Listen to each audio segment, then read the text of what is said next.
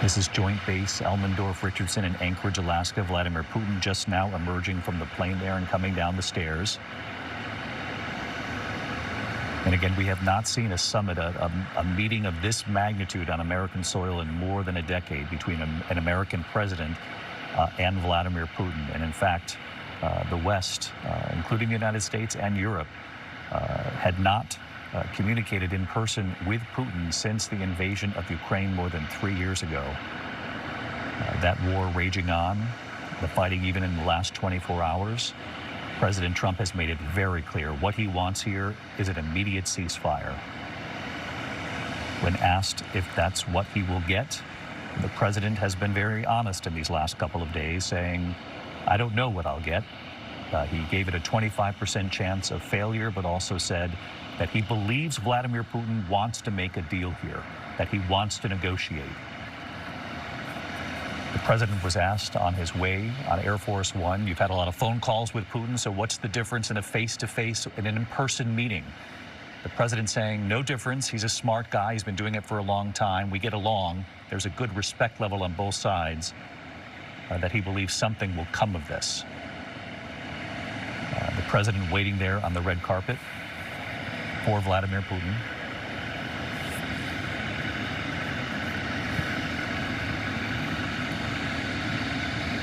Applauding there as Vladimir Putin approaches the President of the United States.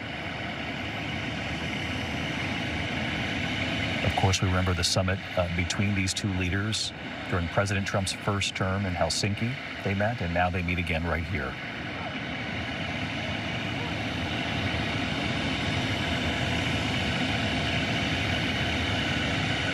The eyes of the world on this moment,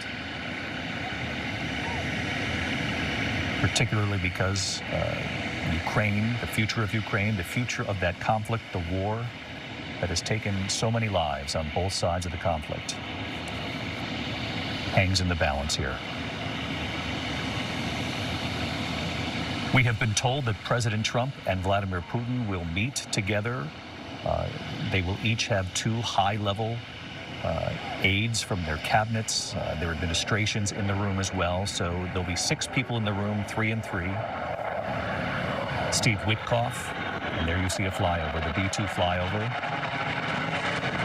That was expected. And you can see the F-22s there and some of the cutaways from the cameras lining that red carpet.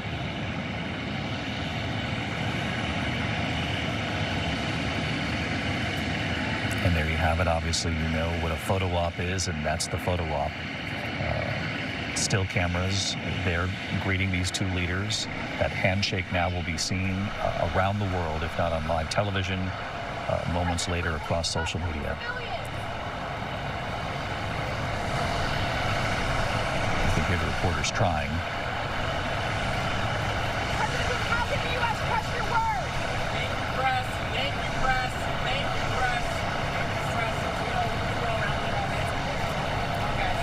The question was, how can the U.S. trust your word? That question obviously posed to Vladimir Putin. Obviously, they did not engage. There will be a motorcade now that unfolds on their way to this summit.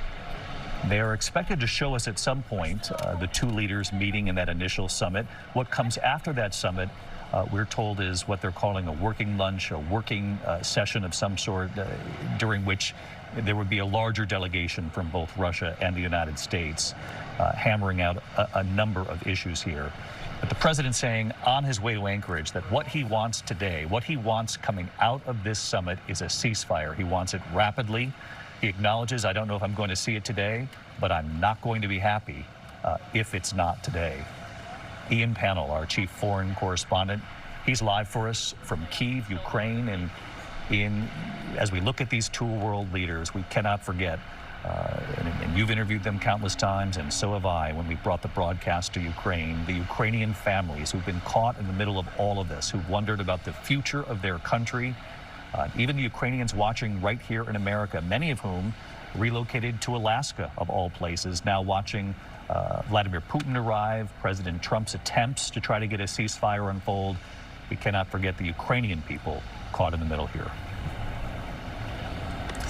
Yeah, very right, David. I mean, Ukrainians are watching, Ukrainians are hoping, but I think if you ask many people what they think of these images that we're looking at now, they will tell you that they feel sick to their stomach. Vladimir Putin is a man who has been charged with war crimes.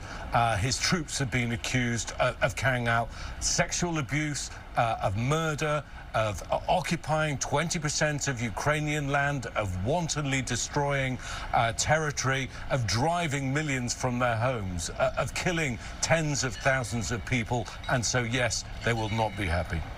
Ian Panel with us for our coverage. That's a remarkable scene right there. Vladimir Putin waving from inside the beast, as we call it, inside the President of the United States motorcade.